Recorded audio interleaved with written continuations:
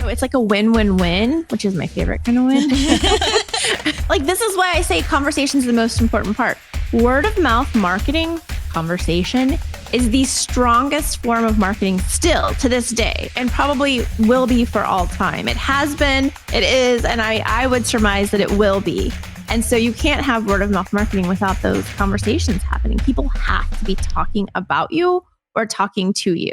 I'm Rachel Coble. And I'm Liz Dean. Welcome to Mock It. This podcast interviews industry experts from AI innovators to UX architects to nonprofit leaders and lots of people in between.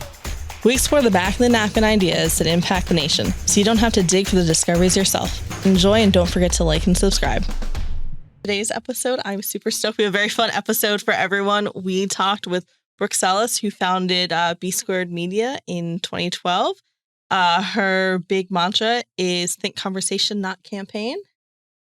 Yeah, she was amazing to have on. If you've ever wanted to learn a little bit more about social strategy, what it takes to run your own company, or just giggle a little bit because we did our fair share of that, then please enjoy this episode and don't forget to like and subscribe to see more of us. I think one of the things that really pulled me in was your immediate, on your LinkedIn, your immediate revelation that you were an aspiring weather girl. That's what I wanted to ask. I'm sorry, Liz. I told you it was cool. I think that's it's like such a very niche thing to want to be, that I feel like that's why it's so easy to grab onto it. But how did you go from that kind of dream to becoming an entrepreneurial and like digital customer experience, social media consultant, owner, CEO, et cetera, et cetera, et cetera? Well, it's not a linear path. But you know what? I don't know. I just always wanted to be the weather girl. I can't tell you why. Like, people would just say that I had like a bubbly personality and that I would be great for TV. And I was like, you know what? Maybe I'll just be the weather girl. And yeah, from there I went to school for communications, which I thought I was following the path of the weather girl. But ultimately, you know, that path led me to entrepreneurship, social media, digital experience consulting. So I think it's kind of the same. Like, that's what I tell myself. I'm like, well, I do a lot of stuff on camera, just not about the weather. So you've been an entrepreneur for a long time, and like reading about your story, getting to know you a little bit more, you sort of like jumped in before it was cool. Like, you gave up. Like, you're like, I'm going to do this. You know, you gave up having like the security of a full-time job, stuff like that. What was your inspiration to do that? And like, what gave you the bravery to do that? I wish I could be honest and say that I was brave and that I just made the leap and hoping that would appear. But no, my dad and my boyfriend at the time, who's now my husband, basically pushed me off the cliff and told me I had to do it on my own. So I'm really thankful for those two, because I'm not like a big risk taker most of the time. I'm pretty conservative. So it took some pushing, poking, prodding, pushing off the cliff for me to actually make the leap and do it on my own. And the quick story is, my dad worked at a fintech company at the time. And he was like, hey, I got you a pitch with our CMO for your social media services, but there's one condition. And I said, what? And he was like, if you win the pitch, you have to do it. You have to start a company, and like, this will be your first client. And I was like, okay, you know, thinking like I would never win the pitch. And I did. And like, I can remember literally like going to the dining room table and like starting the paperwork for B Squared after that. It was very surreal. Oh my gosh, I love that. Also, I was talking to our video person earlier. B Squared, was your maiden last name a B? It was. Okay. I was like trying to piece that together from your LinkedIn, because I was like, B Squared, her last name starts with an S, but she's a B. That's probably her maiden name. Yeah, it was Brooke Ballard, which a lot of people also said like back in the day, oh my God, that's a TV name. Like, this probably played into the weather. But then when I became Brooke Sellas, BS Media didn't have quite the same ring to it. So I just left it as B Squared. Oh, I love that. I feel like you could have made some pretty cool like merch with BS Media though. Not BS Media. Yes. You could have had some cheeky fun with that. but I really like the name. I'm glad I was right. There's your maiden name. Thank you. Yeah. Brooke Ballard. I mean, it does have a ring to it. Sometimes I miss it, but you know. I get that. I just changed my last name like a month ago and I'm sad. Yeah. Also, the amount of work that it takes to do that. So I didn't change my name mainly because, well, one, I like my last name, but two, because of everything that goes into changing your name. It's so much. It's ridiculous. Insane. I spent like 2.5 hours at the Social Security office last week. That's right. 2 weeks ago. I don't know. Time is blurred together. And I was texting my husband. I was like, you owe me. Yeah. Honestly, truly. Like you should get some sort of like, you know how like some ladies get push presents for having a baby? Yes. You should get like a name present for changing your last name. I'm totally all for that. When I go to the DMV, he's coming with me. I am not sitting in there by myself. Make him suffer. I'm like, we're going out to dinner after. Like he should have like a snack basket to bring with you. You know? Honestly. Oh, people would love you. Oh yeah, you'd make so many friends there. This got so off topic, but I'm going to do that. So when you started your company, what was the social media landscape like? Because I feel like there's so many questions I would ask. I feel like it was such a cool story. And then from there, I'll continue grilling you. One at a time. Yeah. Okay, so I'll try to be super quick about it. But essentially, I got interested in social media in 2007.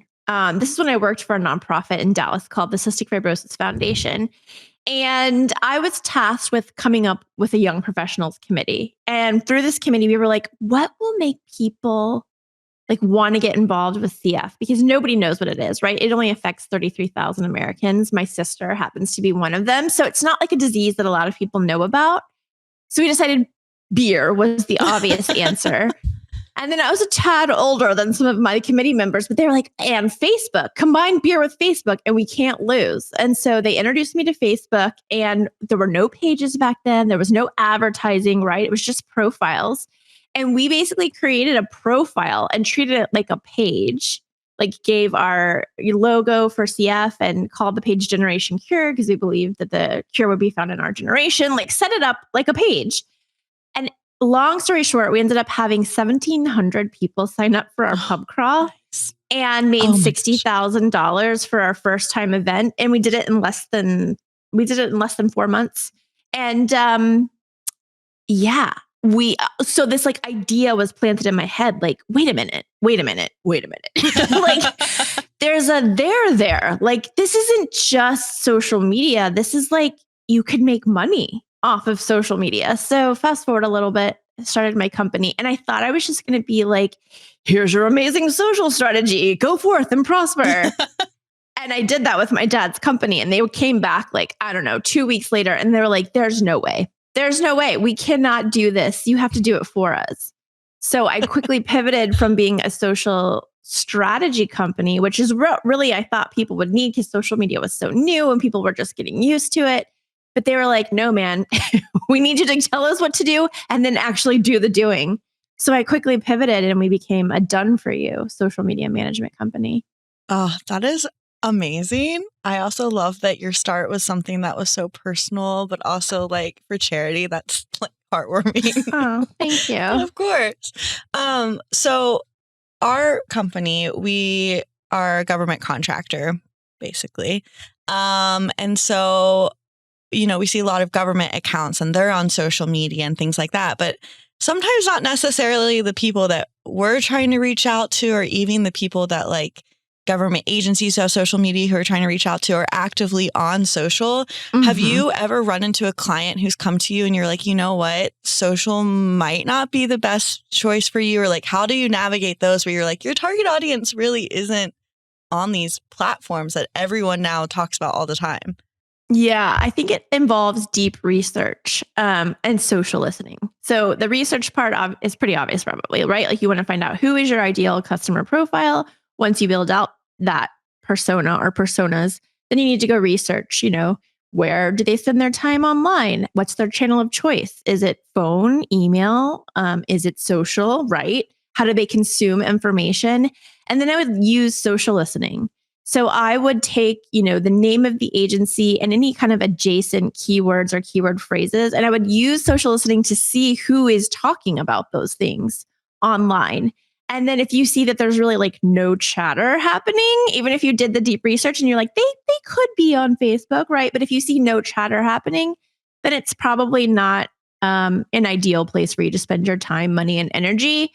We rarely find that. Most of the time, people are talking about you, like the brand, but they're not necessarily tagging you, right? They're like mentioning product names or service names. They're mentioning stakeholders and not the brand. They're not tagging you on purpose because they're bashing you. You know what I mean? So I think it takes deep research to really answer that question, unfortunately. And I love good research. So then how do you, so I guess I have two questions. Like the first question is, you started your company back around 2007-ish. So a lot has changed with the landscape of social media. One, it kind of blew up. Two, now it's a little bit more than like MySpace and Facebook. It's a lot. MySpace. Oh man, I had the best MySpace page. Can I just say? That was the first social media account I ever got, and I sneakily got it because I was too young to get it, and my parents did not want me on social media, and I was like, I'm going to create a MySpace. When you were talking about Facebook, I was like, oh, I'm so old, because I was like waiting for them to open it up to like you to get invited to. Oh, it's just college students. Yeah. Yes. So in high school, I was like waiting until I either got like my at college, .edu or like for them to open it up to like the masses. So yeah, that's really impressive. You knew that it was something back then. I mean, I would say I stumbled on it. It was luck. The landscape has changed drastically. It's funny that you say that. We just released this week our State of Social Care 2023 report. And even from last year's report, the changes that are happening with digital engagement are bananas, right? So I think the big things that I would say I gleaned from the report is that consumers are really looking at brand conversation in a totally different way. You can call it whatever you want to call it. We say brand conversation, digital engagement. But what we've found is that consumers today are doing more research on social. They're buying more on social. They're asking their peers about the best products and services on social. But they're also looking to brand conversations to make buying decisions. So when they were asked, which do you weight higher, brand conversations or online reviews, they weighted them as high or higher. So online reviews used to be like everybody's, you got to have great online reviews. And I still think that's true, but I think what's becoming even more important than online reviews is brand conversation, because they're looking to see, in a passive way, is this brand answering questions in a valuable way for people who ask? What's their tone, their voice? How do they feel? How quickly do they respond? And then actively, they're asking sales questions to brands online. And what they're kind of weighting brands on are how fast do you respond? The fastest usually wins the business. And how valuable is your answer? And there's a lot of nuance that comes in thirdly, which is like, are you just trying to sell to them right off the bat when they ask that sales question? Or are you looking at intent signals and then selling, right? Because interest doesn't necessarily mean intent. Yes. Oh my gosh. We just talked about intent in the last episode and how important it is to know what your customers are intending to do with what they're searching or what they're talking about. Yes. So that always, I feel like, throws people through a loop. It's like, chatter doesn't mean you're going to make money from the chatter. Right. So I guess the tip I would give anybody who's listening, the first thing I would do if I were you is I would go tag or label every single conversation I have incoming to my company, my brand online as acquisition or retention. If it is acquisition or retention, meaning is it like that sales support kind of question? Like, does your product do this? Or why is it more expensive than your competitor?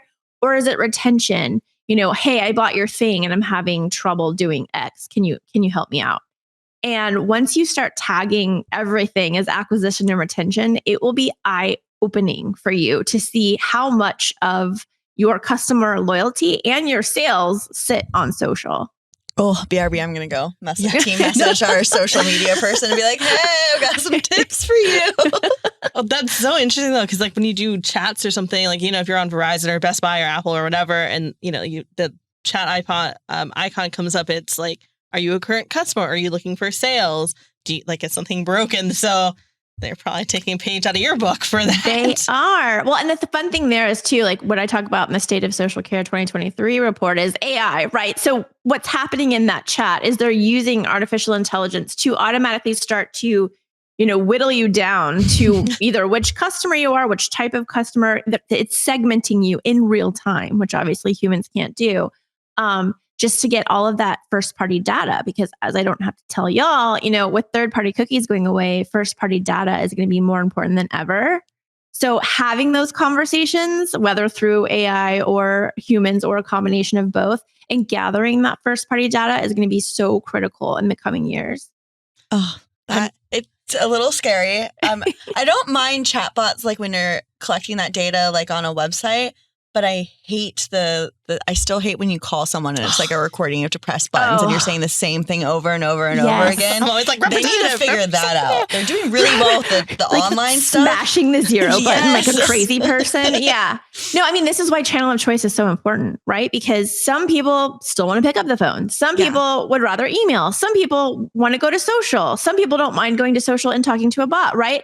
You are going to have to get hyper personal with your customer's channel of choice. And by hyper personal, I mean, you're going to want to try to figure out every single customer's channel of choice and then segment them based on that information. Oh, I'm so glad I'm not a data person because that sounds stressful.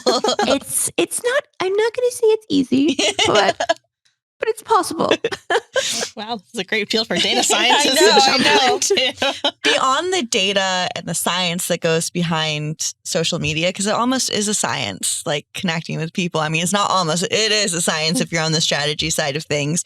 But you kind of, I mean, you wrote a whole book on it. You're kind of even more on the whole brand conversation side of things. So what would you say is more important, building those conversations and connections, or really diving deep into the data for like a client that comes to you? Which do you think is like more important to them or to you? The conversation, it comes first, in my opinion, right? Because what we say in the book is like, you have to have connection first, right? This is based on psychological facts, right? We buy, 95% of why we buy is based on emotion. So you have to get that connection piece first. The second piece is the conversation, because if you're having those conversations with your audience or your customers on social, you are collecting automatically that first party data, whether you're doing it manually or with AI or a combination of both. Only once you have connection and conversation and then the data from the conversation can you get to conversion. Everybody wants to try to go to conversion first, but nobody really looks at connection and conversation. And by the way, connection isn't a follow, a like, a newsletter subscriber. Connection has to be two-way, which is why the conversation piece is so important. That I really like that, because I think it also puts an emphasis on having really well-trained social media people on your team who are good at making those connections, who are actively engaging and not just going on like a HubSpot or something and scheduling out all the posts and then never engaging with the audience. So I feel like that makes social media people feel like their jobs are a little safer. Yeah, well, their jobs are totally safe. I think they're going to actually become more important because of the whole first party data thing. But the other piece of advice I would give, which is going to be hard for a lot of people to swallow, I get it. Stop building a follower base and start building a customer base. It's really that simple. It's not about the numbers. If you build a customer base, those are the only people who are really going to care about your content anyway, or having those conversations with you. So start building a base of your ideal customer profiles. And who cares if you have 5 or 5 million followers, as long as they're made up of customers and would-be customers. So I'm kind of laughing as you're saying this because not to get on the Taylor Swift bandwagon, which but we should. But we should. So there is a lot of talk about her Reputation tour coming out, and when is she going to drop it? Her Taylor Taylor's version, her TV version for those who are not Swifties. Everyone is a Swiftie. But on social media, just like you were saying, like cultivating this like two-way relationship, everyone is trying to speculate and like I'll just preface this like I'm a Swiftie by marriage, but now that I have gone to 2 of her concerts, I'm like, Swiftie, she's so good. It's easy to drink the Kool-Aid when it comes to her. Yeah, I'm all in. So now all of these things are popping up on my social media of these fan people being like, oh, I think this is when she's going to drop or this is when she's going to drop. And then they're kind of like, or they could be clowning us. And it's like this whole like relationship of her Easter eggs, but then people are excited by it. And then like there's podcasts about it. There's this whole like life around it. 100%. Like, this is why I say conversation is the most important part. Word of mouth marketing, conversation, is the strongest form of marketing still to this day, and probably will be for all time. It has been, it is, and I would surmise that it will be. And so you can't have word of mouth marketing without those conversations happening. People have to be talking about you or talking to you. So talking about you or to you, do you still believe in the all press is good press though? Like all social is good social? Or are you like, oh, no, me either? Unfortunately, I mean, as anyone who's, been on the front line of being the social agent for, I mean, we've seen it ourselves. We probably maybe have even engaged in some of that backlash, but it's so difficult to maintain a healthy balance of, being into the conversation, soliciting those conversations, talking about opinions and feelings. But then also there's like the mental health side of it, right? Because we have all of these people are angrier than ever. The first place they go to rant is social because they want an audience. It's a spectator sport. And, no, I don't think every social media is good social media, but I do think if you have this kind of like social care mantra or a social care program in place, you can start to see where those little things might bubble up and try to, fix the problem or re-steer the conversation in another direction before it becomes like a full-blown crisis. Oh, I really like that you said social care. Is that how you tackle like a social calm crisis plan? Is like, what does that look like do you make a new one for each client based on what they're doing, or what does that look like? Yeah, so we call it social care, which apparently in the UK means like government care. The full term is a social media customer service, but we like social care because A, it doesn't sound so transactional, and B, it's not just about, it's misleading when you hear customer service because you're only thinking about retention. And part of what we're helping our clients do is that acquisition portion based on that acquisition tagging that I was telling you about.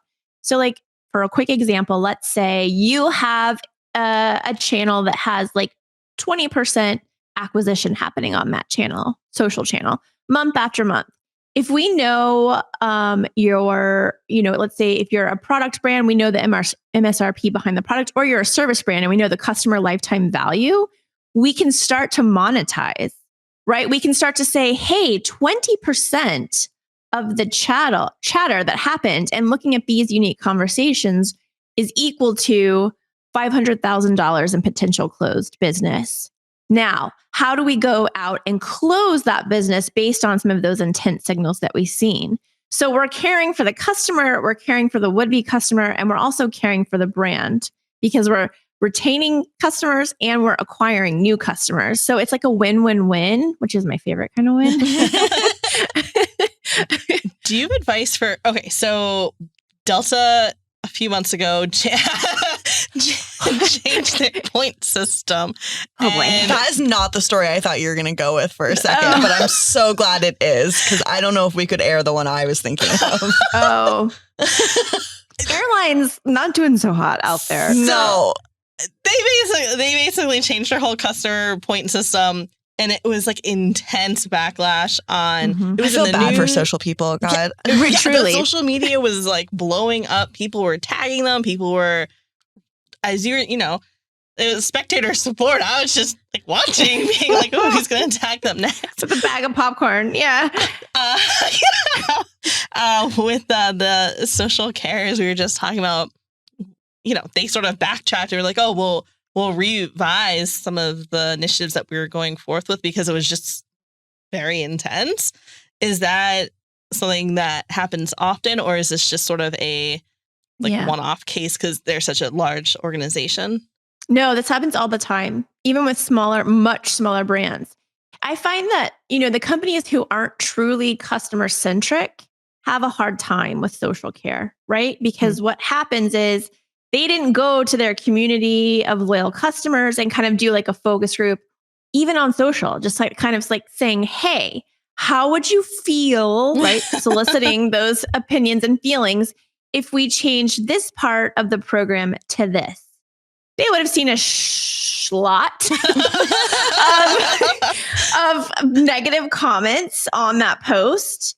And that's like a focus group. And it didn't cost you $1 million. And you got, viewpoints from all over the globe. That's the cool thing about social. And they could have gone back to the powers that be and said like, hey, this received, you can use social listening for this. 86% of the conversations or the comments that we got were negative. So if we put this out, if we change this, prepare yourself. And even if they wanted to go forward, then you have a crisis plan hopefully in place, so that you have something to answer with. But backtracking like they did, because they didn't do the research in the beginning, you never want to be on your back foot on social because it's such an ugly place. Yeah. And just embarrassed. Like I just feel like probably everyone involved was like, oh, I'm about to have the worst month of my life. Truly. And the poor social people, the people on the front line who aren't making those decisions, yes, but then have to deal with it. Get berated and called things. And it's awful. It's really awful. So yeah, just, if you're upset, I get it. You are allowed to be upset and to go to social and say something, but just try to remember that the person that you're talking to on the other side of that screen had nothing to do with whatever it is you're upset with. They're trying to help. Speaking of that, how do you feel? Because I feel like this is a really common comment now on socials that's doing well and social that is getting backlash is when people immediately say, oh, like go get your social intern, like they're calling everyone in social team like an intern. Does that just like aggravate you? Yeah. To let my Southern show, it really chaps my hide. But yeah, I think, social care people are really, in my mind, a specialized role. At least that's what we do. Because you can't necessarily sit this program with the call center, right? The traditional customer support or call center, because they're dealing with email, they're dealing with phone. Typically, not always, but typically they're the lowest educated, the lowest paid people on the team. When you're talking about someone on social who's not only having to retain clients, but also acquire clients for you and do social selling, you are talking about a highly specialized role that involves a lot of empathy, a lot of digital body language, a lot of just prowess and understanding some of those intent signals that we talked about. So these are not interns. No, they're not. They are highly skilled, highly educated, and a lot of times highly paid individuals who are doing this for the brand. And if they're not highly paid, they should be. I totally agree. I'm like, somebody who's running a social team would never give the passwords to an intern who's there for like a hot second and then gone. Like that sounds like a nightmare. That's what I want to respond to every single time someone says that. Yeah, I feel like it's like the your mama joke of today, right? Like social intern is like your mama. Like, okay. I forgot which company it was, but it really was like an intern did send out like a mass email. Oh, a mass email. Yes. And then on their social, it really was the intern, but then people were they responded so well to it. They were like, oh, I think it was Hulu. Or was it? It was one of the media. You're right. Because it was like, what was it? Like a blank email? Yeah, it was something that was just it still had like the brackets for like insert. That's my biggest nightmare as someone who sends out communications internally and externally. Like I felt so bad for them, but it was such a wholesome moment because then all the social leaders and people were like tweeting like their mess ups when they were an intern. And I was like, oh. Yeah, I loved that moment. I think if we could make social more of that kind of place where we give a lot of grace and forgiveness and tell the truth, right? Because social really is a lot of like your best stories, the best chapters of your life. I really appreciate the people who can be real and vulnerable. And I also think the brands who are vulnerable tend to have a more loyal following because like any relationship, right? This is the basic tenet of any relationship. For us to grow and for me to be loyal to you, we both have to be vulnerable at times. And so the brands who are willing to go there, I think, do a lot better than the ones who are like buttoned up in corporate jargony. How do you feel about when things are trending or so? I mean, I guess this is like multiple questions, but so like every June, like companies change their social logos to whatever, but don't actually do anything. Or even like, this is on a less intense scale than that, but like when Barbie was coming out, which was an amazing movie, the strike is over, so I can talk about Barbie. When everyone was doing the like, and he's just Ken, or like this Barbie is a blank, those like memes, how do you feel? Do you think it's smart to jump in on all of those things? Or do you think that you should think about it a little bit more critically before you jump in on trends or social movements or things like that? Yeah. Well, two things. I think some of those trends are like fun and innocuous, right? Like I think the ones that like don't have any like political or religious undertones are cool, right?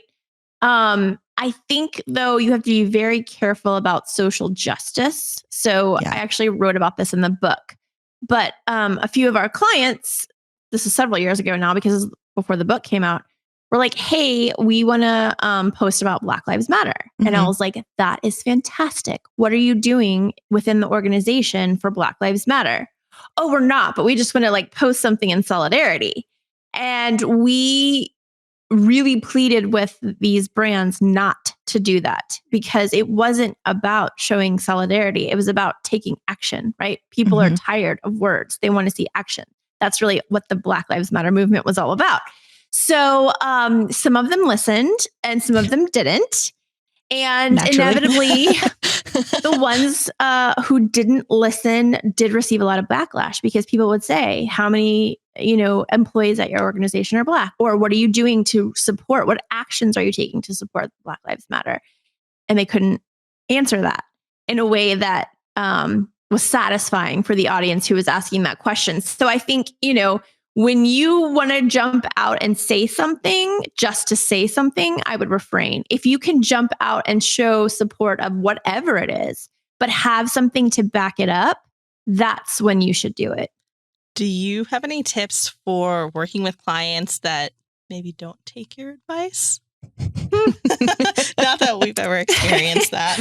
No, never. No one ever experiences that. Everyone's entitled to their own opinion. I am not the smartest person in the room. I feel like I've hired some of the smartest people out there that support me and make me look really smart. But, everybody's entitled to their own opinion. They don't have to take our advice, but they also better be ready when backlash comes for me to be like, well, I told you that was going to happen. So maybe next year we should plan ahead for something like this, and figure out how you're going to form a committee or do donations or whatever it is so that you can do what you want to do, but in the way that we told you to do it. It's like talking to a toddler sometimes, probably. Sometimes, yeah. Oh, yeah. So as someone who has a toddler and I do a lot of gentle parenting. I love that term, gentle parenting. Gentle parenting. I mean, here's how I would, I guess, address that in like a serious way. Emotions are emotions, right? They're neither wrong or right if you're in lots of therapy like I am, right? Everybody's entitled to emotions, your own, their own, and none of us feel the same way. Data is black and white. So if we were able to show them the data that 92% of people had a negative sentiment about this thing and it caused 92% spike in, negative sentiment, they can't argue with that. There's no emotion in that. That just is what is. So let's fix it for next time. So going back to what we were talking about a little bit with if Delta had just done kind of like a free poll, free user experience poll or customer experience poll. What advice do you have for people if they don't have the major following that Delta has to get this global user experience feedback, this customer experience feedback? Yeah. How do you kind of get data with a brand new or maybe... Or when all your customers aren't on social media like a lot of ours. Yeah. Get on the phone. like I ask people all the time, when is the last time you've talked to your customers? I always get like crickets, right? We just kind of have like a pause just now. Get on the phone and call them. Or if you have an engaged enough, customer audience, then you could do like a Survey Monkey survey or something. But get on the phone and call them. Like if you don't know what's on your customer's top of mind, if I ask you what are the top 3 complaints or concerns or challenges that your customers have had in the past 12 months and you can't answer me and you can't answer how soon you've talked to your customers, you're not talking to your customers enough. And I think obviously, again, going back to that whole customer centric thing, it doesn't just happen on social. We happen to help companies with their social CX, but a lot of CX happens internally and outside of digital channels as well. So, don't let them operate in silos. That's so good. That's good for business development people too. I feel like we talk about customer experience a lot, especially with all of the things that are happening in government right now. Like I feel like that's almost like the new buzzword, even though it's like, this is really important. So I like that. I think that's really good advice. Yeah. And, if you have like your favorite customers, like see if they'd be willing to jump on like a call like this, right? You're all on video, you're all chatting freely. Obviously let them know other people will be there because, if Brooke speaks up and says something, it may help, somebody else speak up and add to it, right? It's like you never want to be the first person. So maybe even like on that call, like already have talked to like the best customer, Brooke, and just be like, Brooke. And she says, this is our top challenge, Brooke. When I ask the question, will you be the first to share that on the call? And she'll say, sure. And then when Brooke says it, it makes everybody else feel comfortable that they can say it. The same thing happens on social. A lot of times our best customers, our brand advocates or influencers will come on and be the first to like answer kind of a question. And it just opens it up for other people to feel comfortable and weigh in with their own feeling or opinion. Oh, I love that. I mean, that's, I feel like we've been really lucky with like Ollie and Rob. They really tried to do that. They're our CEO and founder of Metrostar. Like they open up the floor, but they're vulnerable too. So then it's this, like you don't feel awkward being like, oh my God, if I say something to my boss, that's going to happen. So just, in any sense, I feel like that's the way to go with like leading with empathy. Big company with small company vibes, basically. Oh, yeah. Yeah. Yeah. Small is the new big all the way around. I mean, that's our mantra going into 2024. Small is the new big. Less channels, less emails, less. Yes. But more empathy, more heart, more quality. I think that one of the big things in my role right now is finding out how we can get rid of things, like get rid of channels. And I literally, a ping just came up on, are we still tweeting? Or I guess it's not tweeting. We're not still tweeting. Are we still using threads? Like, do we have a strategy for that? Are we getting rid of it? And I was like, I don't know. Yeah, I would do the audience work first. Like find out, do you need to be there? Are there conversations already happening there? Are you getting mentioned there? If you're not, I mean, then what's the point? Exactly. That's why we got off of Twitter. I mean, there was a Twitter's company a of things happening on Twitter at the time too. That was a good pun. But we were like, our audience isn't here. We're not getting engagement, but we're putting in all this like work to get out so many tweets, and it's just like we're getting one favorite. I'm just like, oh, it's just not worth it. Our people are not here. We do. Right. I think most of our people are on LinkedIn. We've got a lot of LinkedIn warriors in our network. Same. Or we have a lot of people moving to LinkedIn too. We literally have one client, left on Twitter. Yeah. If that tells you anything. It's sad. Because I mean, growing up, it was my favorite platform. I know Twitter was so fun. I feel like I didn't even get into that one. You really had to follow the right. It's less like on TikTok. On TikTok, there's like an algorithm that really caters to you. So you don't even necessarily have to. As long as you're engaging with things that interest you, the feed is always kind of entertaining. But Twitter became, you really never knew what you were going to see. You stopped seeing like all the people you followed and started just seeing like random weird things. Yeah. You'd be like, I don't know what. And then you start like back. You're like, why is this on my feed? What did I click? What am I doing? Nothing. You didn't do anything. It's not you. It's me. Yeah, that's exactly. me being Twitter. That's and I still call it Twitter, by the way. Same. I don't. Well, so, oh my gosh, I don't know. We might have to bleep this out. So Twitter's now X.com or whatever. Uh-huh. And so my husband, every now and then, if he sees a really funny tweet, because the way he uses Twitter, it's just vibes. But sometimes if he sees a really funny tweet, because I'm not on there anymore, he'll send it to me and it comes up on my phone as like X.com. And every single time he sends me a tweet, I'm like, what are you sending me? What NSFW site are you sending me to? And it throws me off every time. So I feel like Elon should have done a little bit more social. Well, he's not one for a lot of like deep thinking and critical planning, in my opinion. Yeah, no, agreed. Because I don't know. I'm never going to be able to call it X. No. And it's always going to look kind of off to me. Because it's X. I don't know. Just that letter of all letters. Yeah. Well, there's been like a mass exodus from using it. So that's, I mean, back to your guys' point with get rid of things that aren't serving your customer base, aren't you creating these conversations. If no one's there to have the conversation with you, don't put in the effort to have a one-sided conversation. Yeah, agreed. Yeah. I know we're coming up a little bit closer onto time and I want to be cognizant of all the wonderful things you're probably doing throughout your day. But if you could give advice to someone who may be in a situation where they're just now starting their company or somebody's slowly starting to push them in that direction, what's the best advice you can give them on making it work? If I were just starting B Squared today, I would focus on my personal brand first on LinkedIn, right? Because I'm going to have peers there. You should, as a new entrepreneur, be trying to like build your network and connect with those who you already know, right? Before you even start building content, you've got to have people to see that content. So I would focus on my personal brand on LinkedIn and then parlay that once I had some of those conversations and that data and I asked, and did some polling, like where else are you active?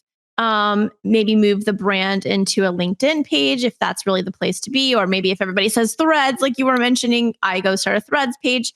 So, I mean, I would start really small is the new big, and pick one platform where it makes the most sense for me to be. And then once I have, connection, conversation, maybe conversion happening there, then I can move on to platform number 2. Same thing there, then platform number 3. I know that sounds slow, but otherwise, like you were saying, I mean, you're spending so much time, money, and energy on creating content for that nobody's going to see, that no one cares about. So build that customer base instead of a follower base. But I would start with LinkedIn with my personal brand. I love that. I love personal branding. I feel like that's nice. It's so entertaining. Yeah. Or not, well, I mean, it's entertaining to watch, but it's just like, I don't know, you feel like you really get to know people. Yeah. Yeah. I mean, people connect with people, right? Yeah. But we do 76% of people go to social for support to a brand. So, especially if you're like a product brand and that like most people are on Facebook or Instagram or TikTok, like it would make sense then to put your brand there or just have, a chat on your e-commerce page or whatever it is. I mean, there's so many ways to do it, but I just don't make a gut decision. Let the data tell you what to do. I need to be better about that. I'm big into the gut decisions, but I need to use data a little bit more. That's like with building your personal brand. I'm like, I know I need to get better about doing that with like LinkedIn and stuff like that. But like my gut's like, world doesn't need to know, but the data is saying like people want to know. People want to get to know more about you, Liz. You should post more. Thanks. Me too. I think y'all should both post more on LinkedIn. I mean, mine's a mix of like it's like business talk, but it's a lot of just advice. Like I'm not like there's no call to action and a link and I'm asking you to do this thing. I'm just like, hey, here's some free advice. Don't do this. I love that. I'm going to start offering free advice. There's some people like we're at Metro Star that post some great stuff, and I'm like, you're so cool. I'm like, and then I look at their work schedule and I'm like, how did you have time to write this LinkedIn article? Because like, are you sleeping? Are you binge watching TV shows like I am? Like, what are you doing? They're probably multi-screening. It's like TV here, phone scrolling here, also typing out that article. See, my 2024 goal is to not do that. So it's bad. We'll see. There's the joke that goes around. I watch the big TV or the big screen while I'm playing on my little screen to relax from my medium-sized screen. So I'm like, oh, I I definitely mean, fall yeah, into that makes sense. But even your 2024 mantra is small is the new big, right? You're trying to take it down to like one screen. It's the perfect mantra for next year. I'm telling you. We'll see how it goes, though. You're putting it out into the universe, though. I feel like that's I'm a manifesting. good start. I need We're going to be checking on you.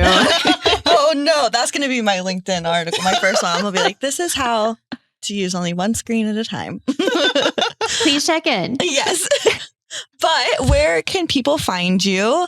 And do you have anything upcoming, anything like that you want to share? And if you want to pretend that there's a green screen behind you, like a weather person, we can add in your like Twitter, or not Twitter, but like your LinkedIn, things like that.